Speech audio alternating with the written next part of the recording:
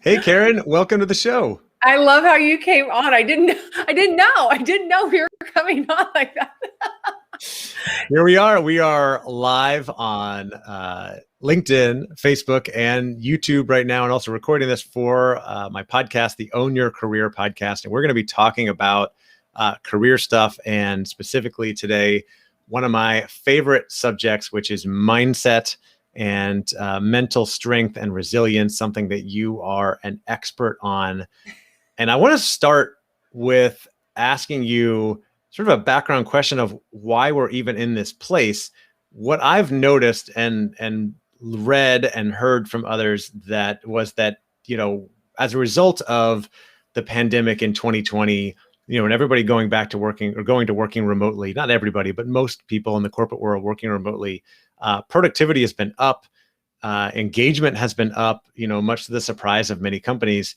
But burnout and mental health issues are on the rise. In fact, I've heard like 85% of corporate workers are on the verge of, overwhelm or burnout or something like that. I wonder if you could just share a little bit more of like, where are we in the state of like burnout and mental health for employees in the workplace right now? Yeah, that's a great question. And it's on everyone's mind, but kind of funny that it's on everyone's mind now. We weren't really talking about it before. I think part of the reason is because I've heard the quote, we may be in different boats, but we're in the same storm. Mm-hmm. And so now we realize how important it is to take care of our mental well-being, not just mental health issues like illnesses and disorders, but like day-to-day stress and global pandemics. And that is why we're having more of this conversation around burnout, because we are all going through it. And you can think about it kind of like we're firing on all cylinders, right? We are living, working, even doing school, all under the same roof.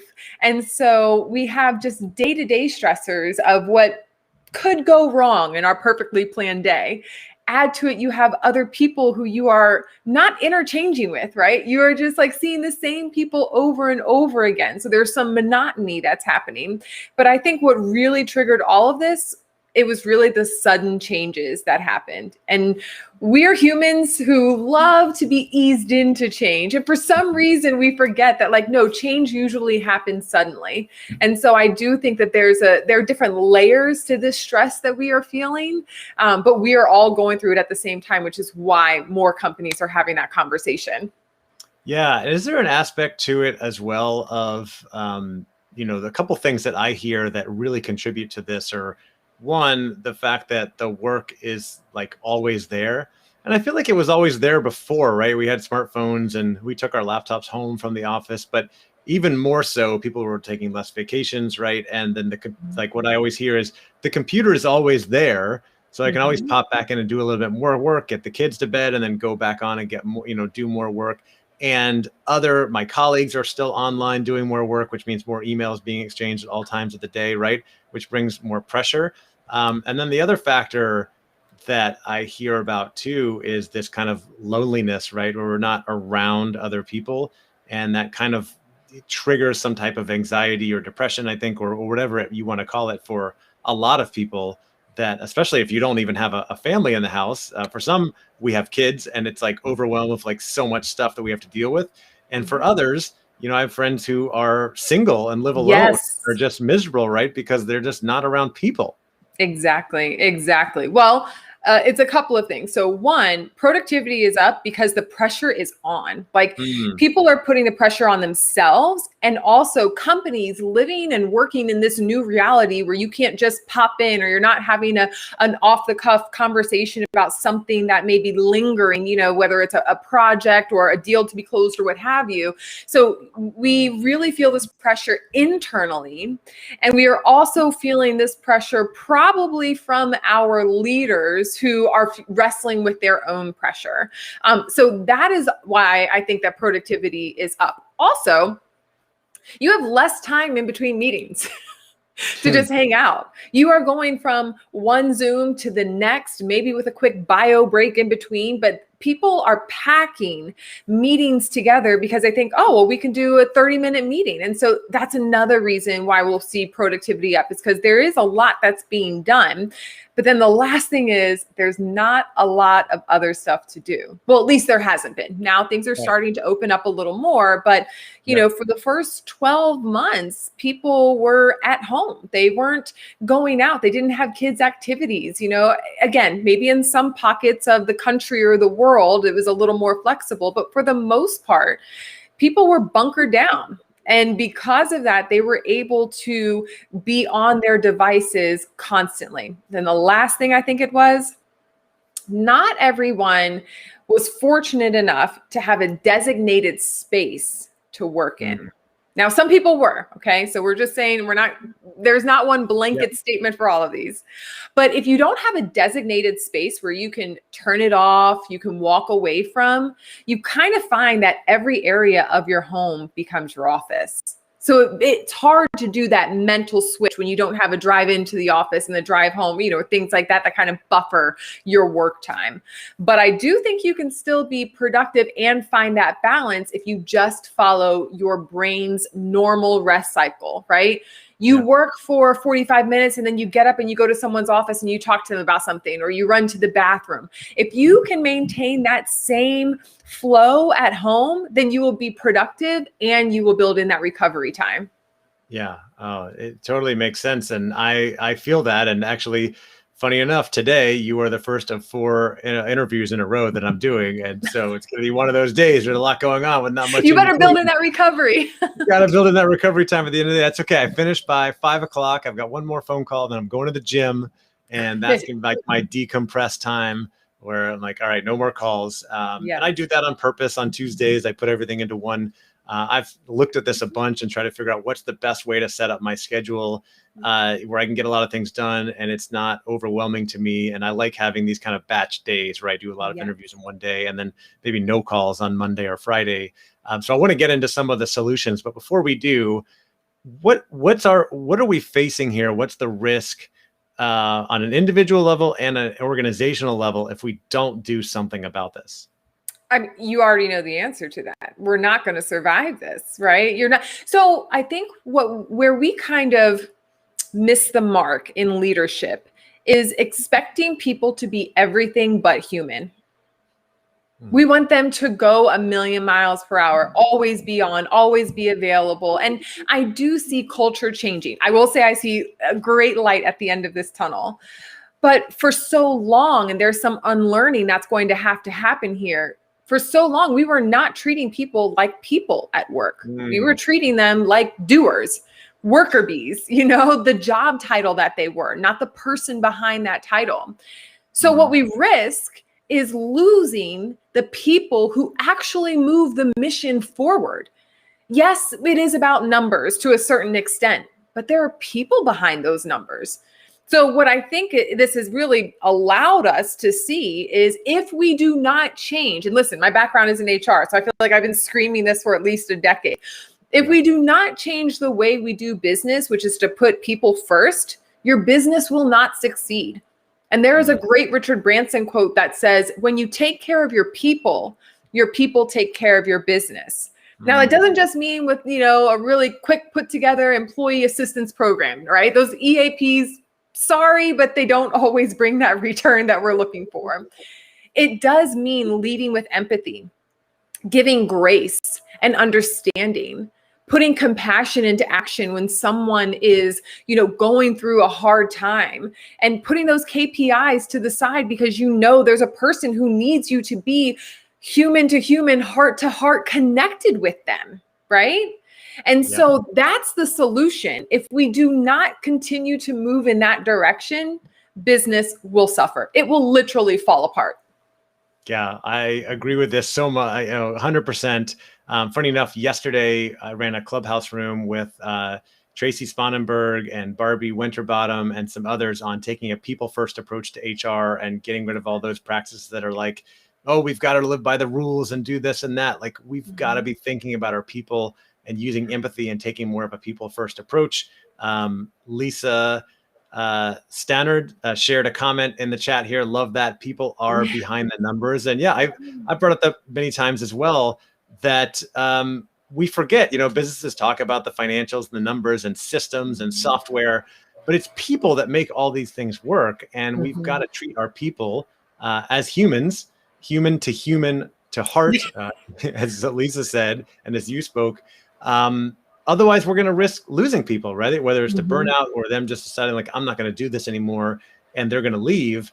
And it's actually, Andy, that's happening more often. Really? That latter part. I'm not taking this anymore. I'm going to leave. And that's why I say if businesses don't get on board, they're going to suffer because they're not going to be able to retain their top talent. Because guess what? Your top talent knows what they deserve. Your top talent knows the value that they bring. They know that they can contribute, and they are also looking for someone who is willing to pour back into them. That's the caliber of having top talent.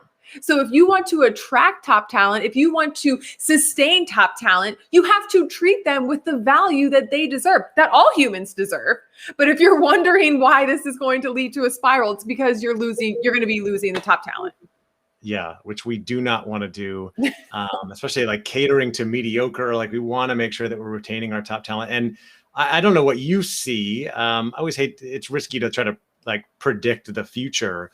But as we're recording this in June of 2021, I am seeing us entering a renaissance in our global economy and a lot of jobs opening up and a real war for talent in the second half of this year, because more jobs are being created and opening up. And a lot of people are going to start moving around like, okay, I've been waiting this out, right? And now it's time to make a move. And so I'm going to start looking for a better job because I'm not going to take this anymore. And we're going to see companies that haven't been treating their people well start to lose a lot of that top talent. Are you seeing that as well? Absolutely. And so, but here's the thing. So then the question becomes, okay, if there's going to be a war on talent, how do I attract them? Now, initially leaders are going to say money. We got to throw money at them. That's not it. That's never been it. And the reason why it's definitely not it right now, because we are living in a society where everybody is more innovative, and they realize that for my own financial success, I'm going to have to think beyond the constructs of mediocre and status quo, which means I can have a job, but I have a side hustle too, because I want to do meaningful work, or because this is what fuels me, or it's going to help me get to my financial goals faster. So no, it's not going to be the money that you throw at an offer that is going to make someone jump.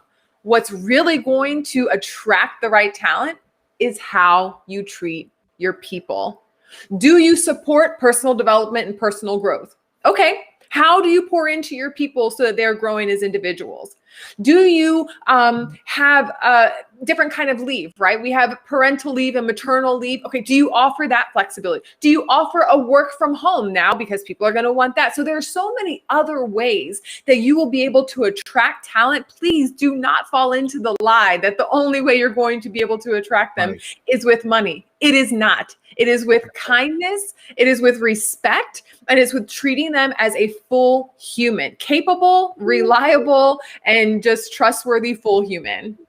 Well, and I think you mentioned personal development and growth in there as well, which are becoming bigger and bigger. Everything I've seen, especially if you look at the younger generations, younger millennials, Gen Z, as they start to enter the workforce, people always care about money.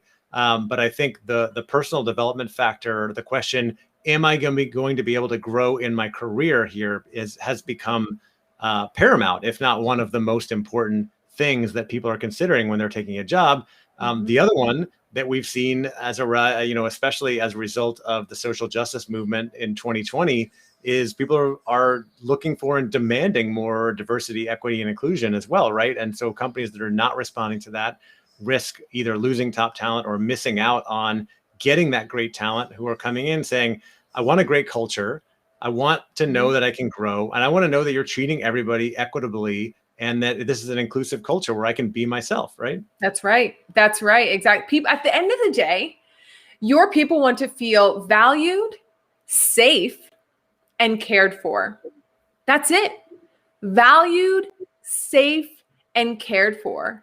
And if you can provide, now I love this book. Actually, I have it right here. Adam Grant's book, Think Again. Oh my goodness. Have you started reading that one yet? I haven't. I guess I need to. Brother, you need to, because here's what I love how he breaks down a lot. But one thing that was a huge takeaway is that as people and as organizations, whether you're talking about, again, an individual or an institution, you are typically leading with value, okay? Whatever those beliefs are in your system, in your core. When you lead with those values, you may find that you're faced with a challenge or a hardship or just like unprecedented times. You've heard that a lot, right? Yeah. And so the question becomes, who are you going to be when the stress is on, when the challenges are high, right? And usually what happens is you're leading with those values. But when times are changing, you have to really take a look to say, am I leading with my values or am I leading with my opinion? So right now, organizations and leaders have the opportunity to be crystal clear about their values as it pertains to the people. And if you truly care about your people, and if you really do say, oh, we operate with integrity, or, we value the person, or, inclusivity is a top mission about, if you say all that, you got to walk the talk. And that does not look like, well, we value our people, but no, you absolutely need to be in the office from 8 to 5 and you only have a 30-minute lunch break. And we say that you can work from home, but no, you really can't work from home because we'll be judging you and taking a tally off to the side. Like, no, right. That doesn't mean that you value your people. So the big thing here is like what he's saying in Think Again is you have to make sure that you are clear on your values so that you can shape them to the times, so that you are really anchoring yourself to truth and what is good and not what you think is right, but what's really for the common good.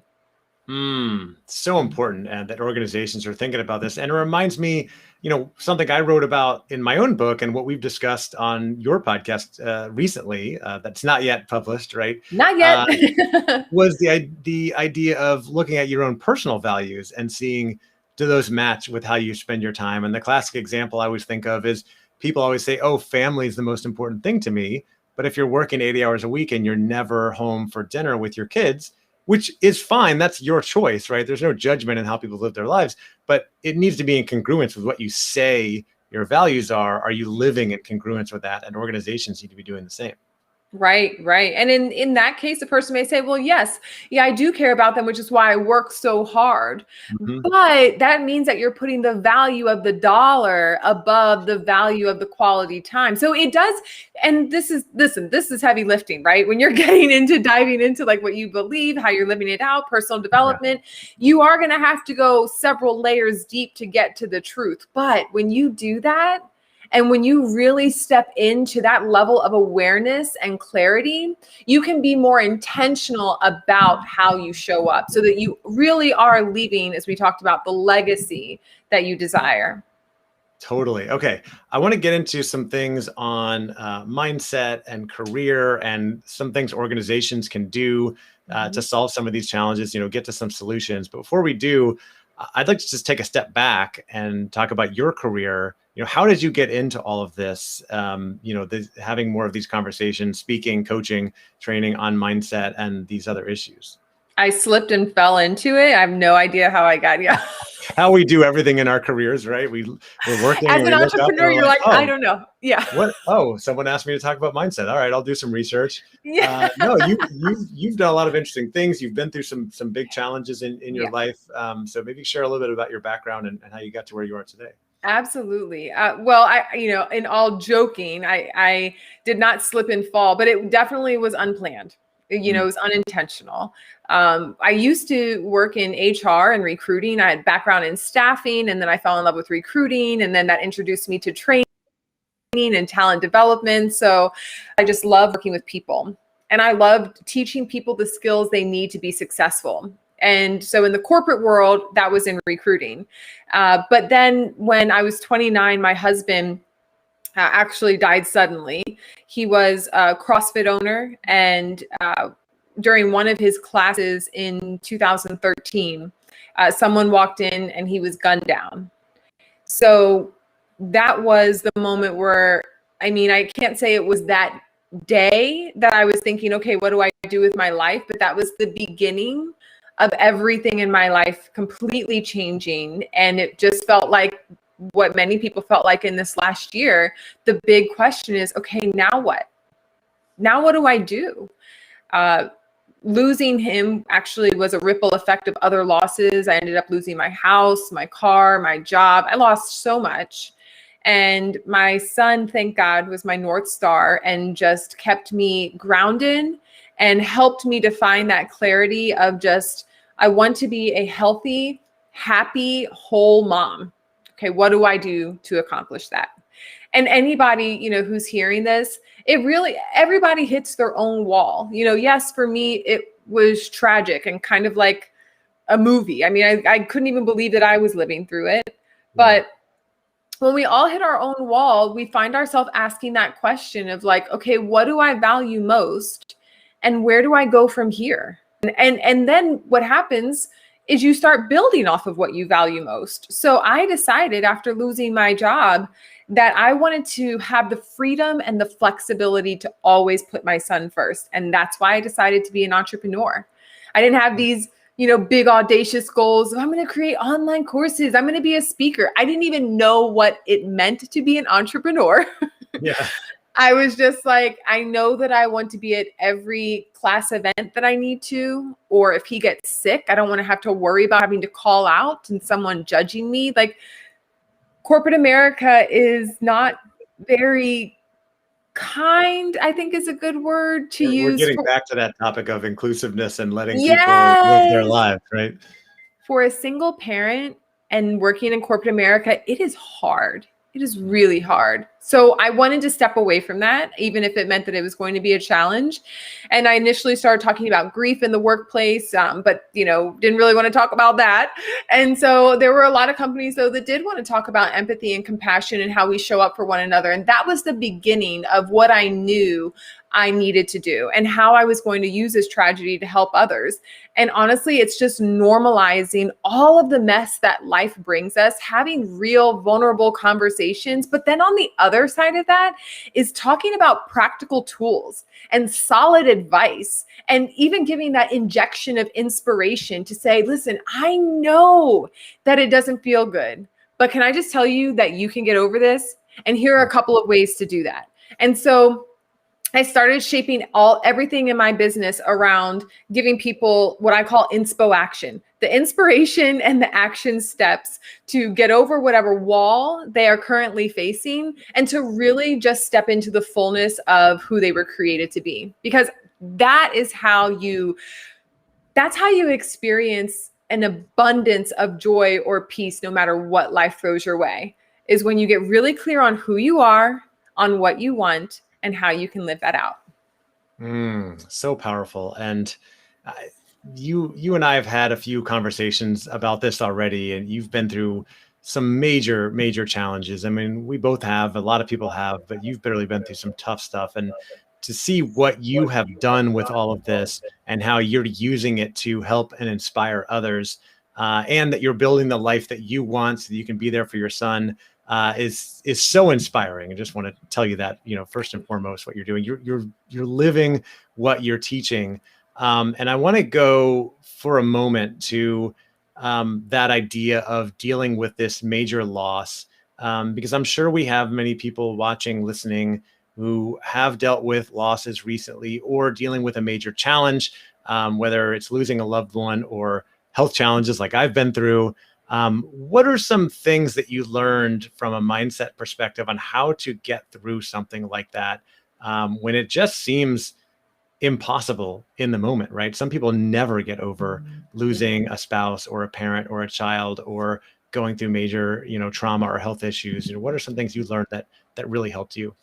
The first thing that I learned, because unfortunately, as I mentioned, my husband was gunned down and we still don't have a closed case. Don't know who did it. There was no resolution there. So one of the first things that I had to do was accept what happened.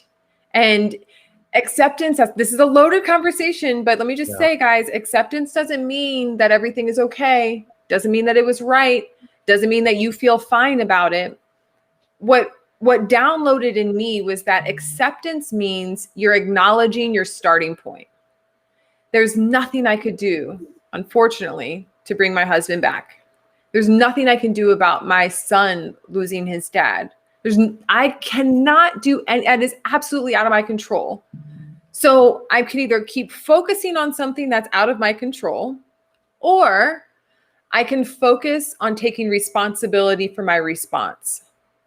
And in that case, it was taking responsibility for my healing because I was broken.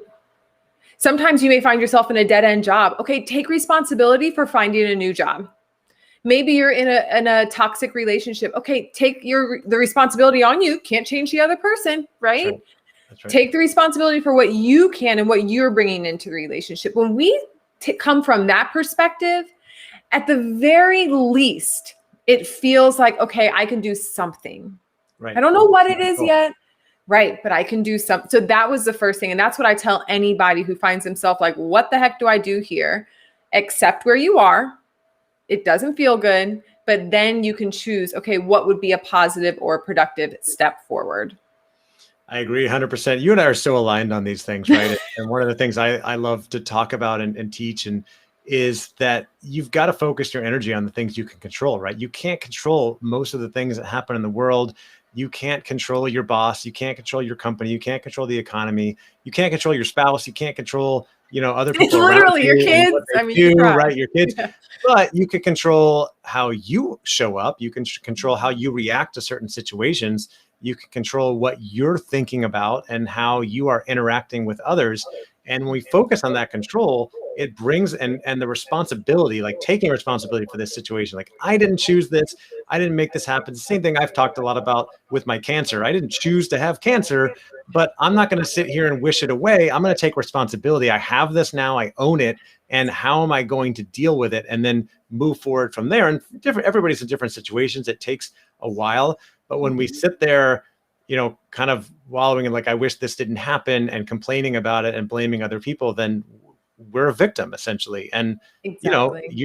you are a victim, right? In some respects of what happened, but we don't want to stay in that victim mindset. You want to be in that ownership mindset. Exactly. What I found is like, so there's this trifecta, and this is when I'm trying to explain to people, okay, how do we get to that space of like being fully present and fully human? You have this circle of imperfect balance. We think that everything is going to be perfect, but it's not. So just accept that, like, I have to go with the ups and downs. Sometimes I will rest. Sometimes I'll be going 100 miles per hour, right? Sometimes I'll be patient. Sometimes I won't with my kids. Like, just accept that there will be some sort of imperfect balance, but do your part to bring your life into balance. But then you have this other part, and that goes into intentional choices. Sometimes we just make choices and we're not being intentional about that, right? We're not saying, I'm going to do this because I want to create this kind of life or because I want to be this type of person. We just make choices because we're living on autopilot. So be intentional about your choices. And then that third part is inspired action.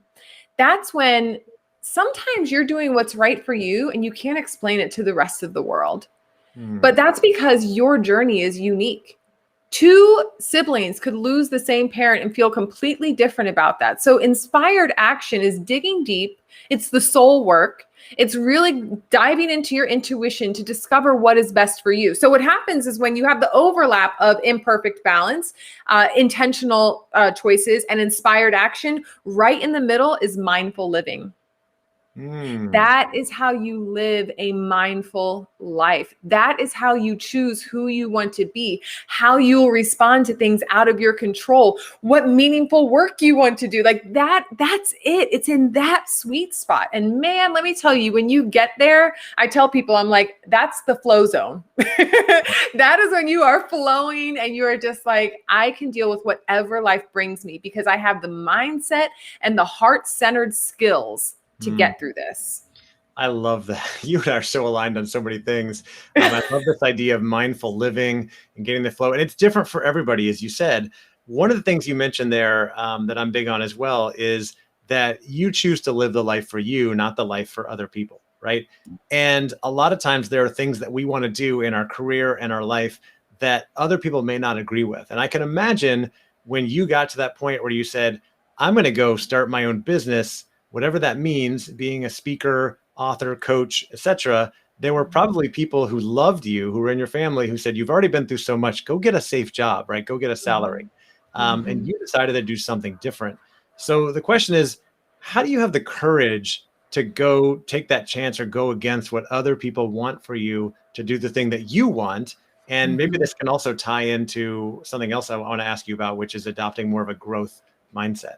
Yeah, yeah. That is a very it's a hard thing to do, especially when you have people around you who you respect, who you love, who they feel the same way about you.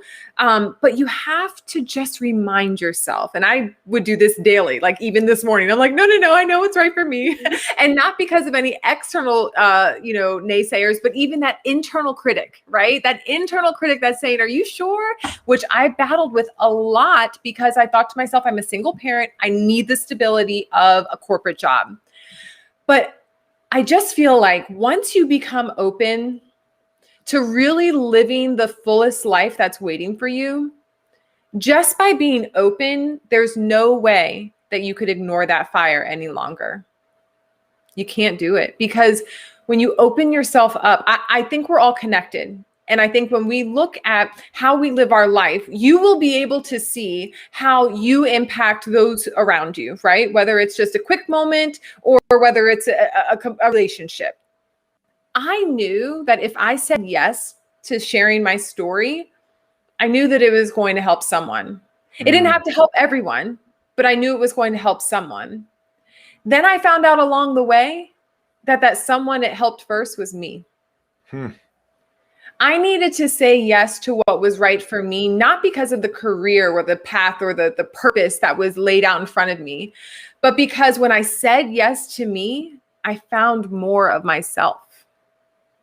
I was able to tap into potential I didn't even know I had. Andy, we were just like joking about Canva. No, Yeah. for real, I could be a graphic designer. Okay. If Yes. this speaking thing doesn't work out, hire me for your website. I love it. But I love it. but it's because I said yes to me, and there were still challenges along the way. Like I joke about building a website, but I literally had web developers fail me, and I had to decide I was going to learn how to build a website, right? Hmm. I learned I had skills that I didn't know. I had capabilities that were unleashed. And as I continued to just say yes to the things that were right for me, I felt more alive. And I know for a fact the number one thing that anybody says when they hear me talk or we work together, they always say your energy. And I think it's because my energy, I know it's because my energy is pure. When I talk about this stuff, you can see I'm like, no, I'm telling you because I live this, guys. You need to know this. It really works.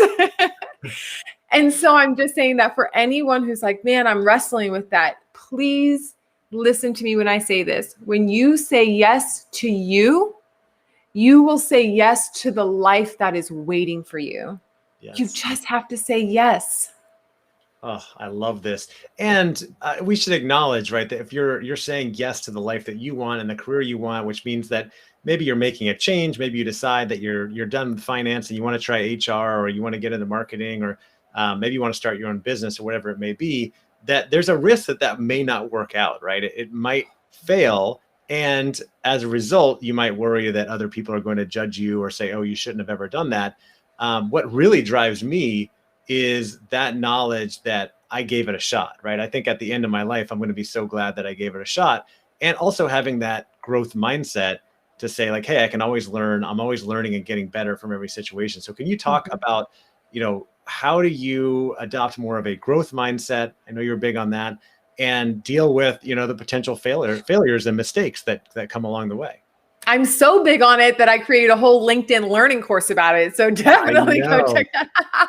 Well, so here, I felt this and I had said this, maybe just a couple of times in my inner circle, but then I heard LeBron say it on his show and I was like, see, there's something to that. I never fail if I always give my all. Hmm. I will. This is a pep talk to myself. I never fail if I always bring my all to the situation. Now, trust me, I've done launches and I had 2 people sign up, right? I've done workshops and there's only 15 seats that are taken in. And I've spoken to hundreds and I've spoken to thousands.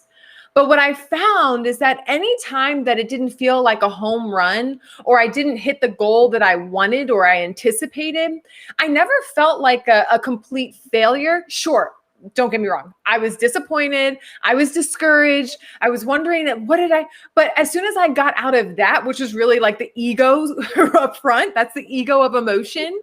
Then I was able to get into that space where I harnessed the growth mindset, but okay, I learned something new. I tried something different.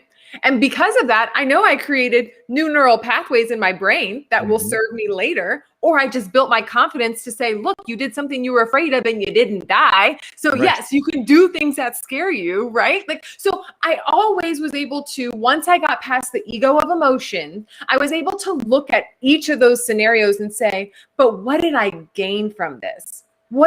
And this is going to sound a little crazy and maybe even a little morbid, but I would do anything to bring my husband back. But I see how much I've grown because of that loss. Right. And knowing my husband, he's looking down, he's like, you go, girl. Yes, babe. Like, that's what I'm talking about. Yeah. Yeah. And so that, and it doesn't make that easier, because here's the thing about grief. Like, I have learned that you never stop grieving. You just learn how to manage it in your life. Right. And so as I am growing, as I'm learning through my failures, as I'm tripping and I'm falling and not really sure how I'm going to get back up, I do honor the fact that this is my journey. Yeah. And this journey, as long as I'm putting my all there, will continue to deliver the abundance that I have been feeling of joy and peace and success and love. And so when a growth mindset comes in is, yes, we live on this roller coaster of life, and you may put yourself out there and you may give your all and it doesn't turn out the way that you anticipated. That's normal. Okay. Let's normalize that. That success is not a win after a win after a win. As a matter of fact, it's never win or lose. It's win or learn. That is what it means to live with a growth mindset. Yes, absolutely. Oh my gosh, this is such good stuff.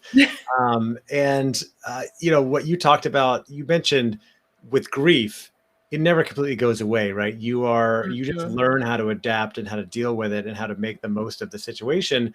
And I think it's the same with fear. When you're like doing scary things and getting out of your comfort zone and growing, right?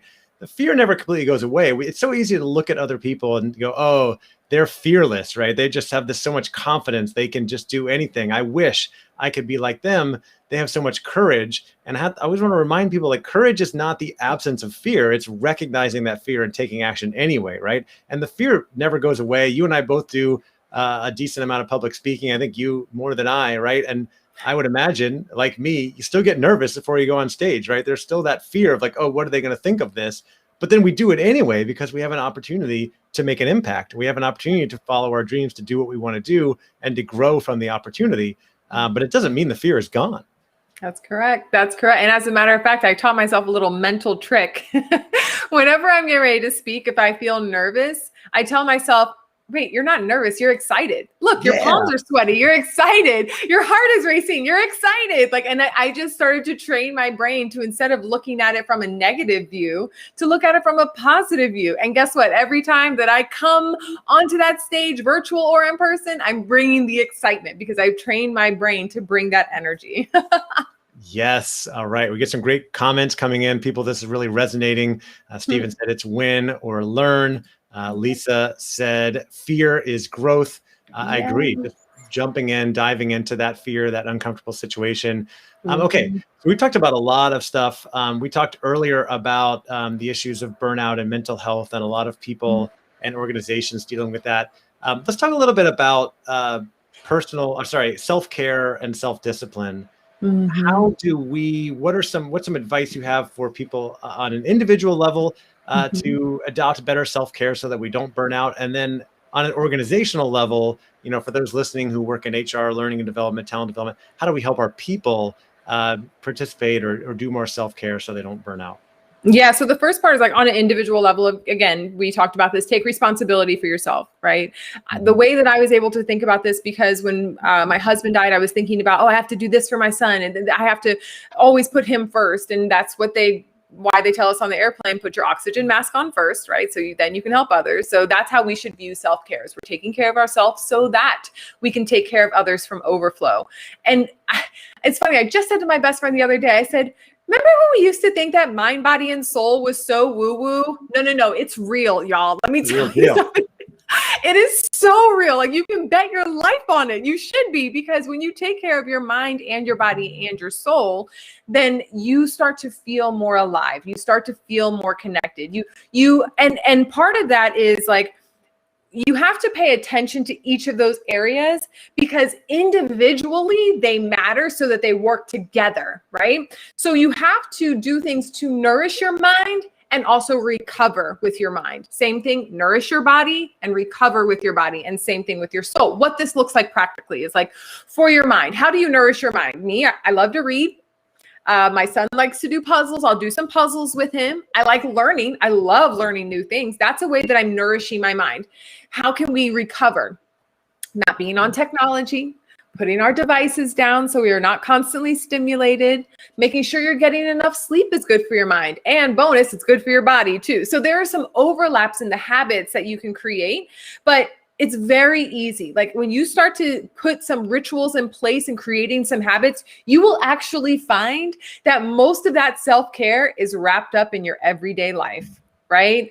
Taking a couple of deep breaths. And just want to touch on soul for a second. For me, I'm a Christian. I'm a God girl, right? Jesus is my homeboy. But I know that soul work is different for everyone. So what I mean by soul work is whatever you can do that connects you to the greater good.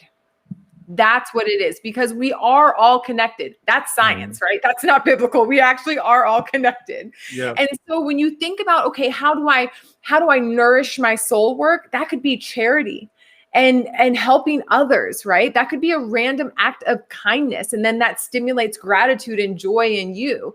How do you rest when it comes to soul work? That's like meditation and deep breaths, because you're just letting all of that stuff go that can sometimes feel really heavy. That's why we call it baggage. It can feel really heavy. We have to give ourselves some space to just rest and reset. So make sure you nourish and recover in each of those three areas. And then the second part of your question is like, how do we help our people? Right. Very first way you do that is you lead by example. You cannot tell your people, hey, I want to make sure that you guys are getting some rest, but then you're always emailing them between the hours of 6 a.m. and 12 p.m., right? Like, that's not leading by example. And then again, it puts the pressure back on them to match what you're delivering. So first, lead by example and be very open about that. Be vulnerable. Say, hey guys, I'm taking a me day, a mental health day, but then also make sure you're giving your people the tools from an organizational level, right? Make sure you're bringing in, whether it's speakers or experts who can provide the tools, or you're doing some sort of like a wellness week was a great idea to make sure that they're just getting the education and access to some of these habits. Usually our people just need to get an okay and to be pointed in the right direction. Once you do that, you can then cultivate a culture where we make sure that we are taking care of ourselves so that we can also take care of others. So important that we're making that space and we are walking the walk as well as talking the talk, right? We want our people and we're giving them that space. There's so many other things I wanted to ask you about, talk to you about, but we're running out of time here. You mentioned earlier inspo action. Can you talk a little bit more about what that means? Because I think that's something that's going to be able to, it's going to help all of us.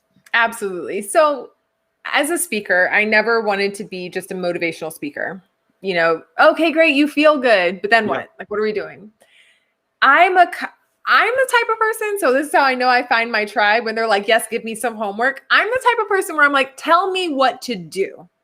Give me the 3-step process. How do I get, and I didn't have that when I was grieving. I didn't have that when I was trying to figure out how do I take care of myself. Honestly, it really was just like things that were being downloaded in me and I would follow them and I would practice them.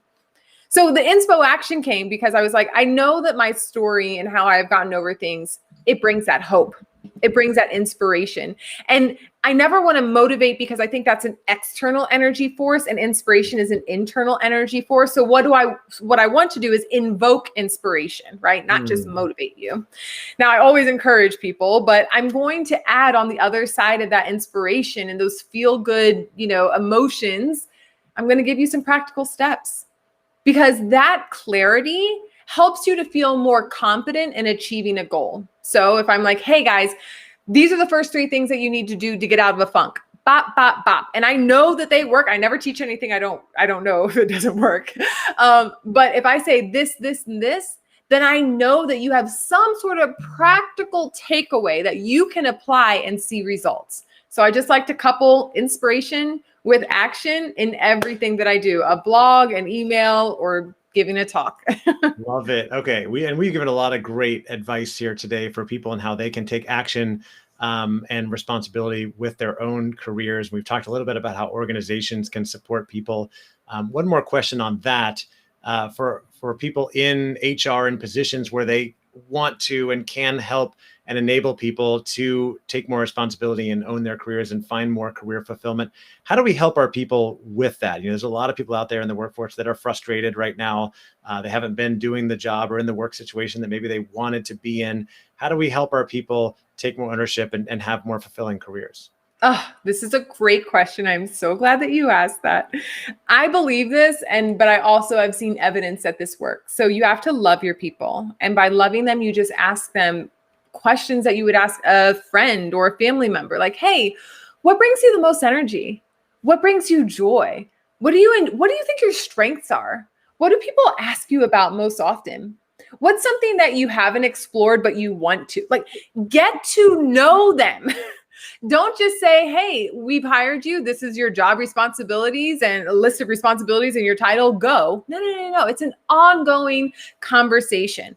But the way that we help our people thrive is by playing to their strengths and desired areas of growth.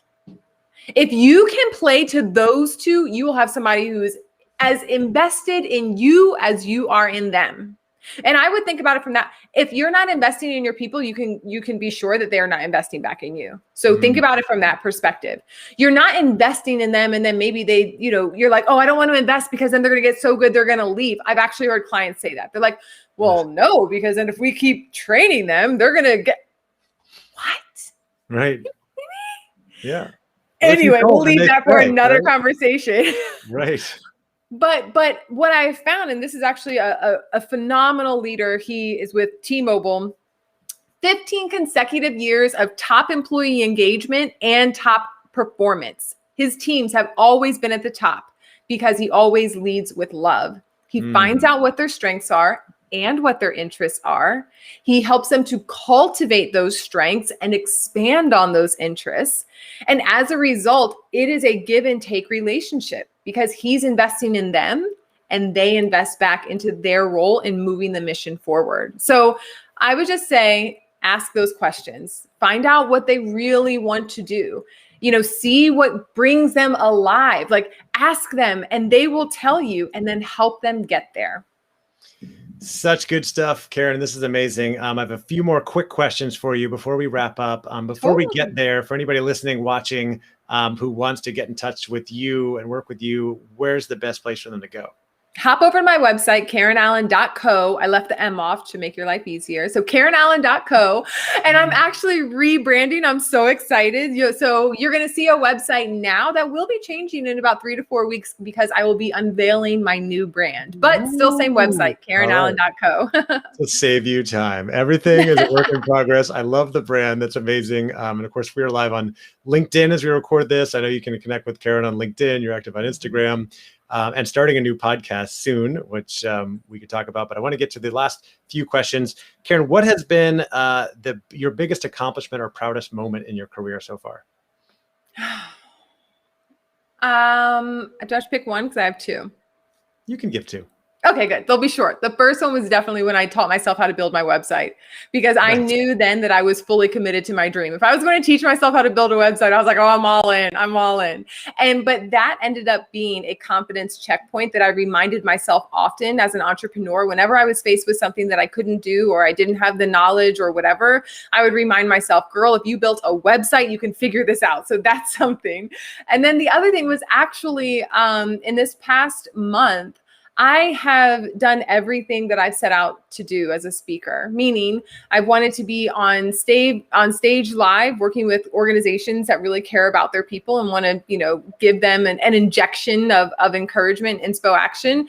And I've also done some on-camera work where it's actually not my content, it's another company's content, but I believe in it so much and my energy matched their content. And I've always wanted to be able to do both, because I don't think that this message is about me. It's not. It's about a movement. So whether it's me delivering content or sharing someone else's content, collectively, it advances the movement of everybody becoming 100% themselves. Love that. Flip side, with a growth mindset, what's been one of your biggest failures or mistakes in your career? What did you learn from it? Well, I would definitely say I felt like I failed when I launched a course and I only had a couple of people sign up. Because it came on the back end of me. I was supposed to partner with someone, and it was going to be like this big launch to this huge list. And I put all my apples in that one basket. I didn't do a lot of marketing to my own. And so anyway, I learned through that experience that I need to trust myself more. And I need to use my voice and not just rely on other people. And that really helped me to just see that, like, Karen, you can do this. Because I was brought up in the online marketing of partnerships. That's how you expand your reach. That's how you get things out there. And so when I thought that the partnership was going to like sail this program to high moon, I was like, no, actually it didn't. And that's because I didn't also do the work that I needed to. So huge lesson. And yeah, I learned a lot through that. Yeah, great lessons learned. You work with a lot of people, I think, like I do, in HR, talent development, learning and development. What's the biggest challenge or frustration that you see in that space right now? There's a lot of HR people who got into HR for people. And they then realize that it's a lot of paper, not just people. It's a lot of policies and procedures and trying. And so I see this strain of the HR heart, of the people who are like, no, I'm in this to serve people, but I know I also have to keep up with creating policies and procedures and changing and all of the administrative work that really doesn't light them up. And to those people, I would just say, continue to follow your heart. Continue to pour into people, because everybody who is chosen, I think we're all uniquely created for our careers, right? So I would never be a doctor, so I can't deal with blood or broken bones or anything like that. You are in HR because your heart is uniquely designed to pour into people in the workspace. So keep living that out. And yes, the other stuff may not be fun, but find purpose in that too. You're the catalyst for the people in the organization. Sometimes you're the voice for them. So just live into that space, continue to grow into that space. And also remember, like, we need you. We need you. So keep being those advocates for your people. So good. Also, looking at that HR learning and development space, is there a trend that you've been following or noticed that you think is kind of interesting right now? Well, I think the biggest trend is all the people who are leaving, because people are leaving because they realize what really matters to them. And we talked about this earlier, but if what matters to them is not in alignment with what the company is saying matters to them, it's not going to work. So I am looking to see, okay, well, where do these employees land? But more importantly, which companies are stepping up?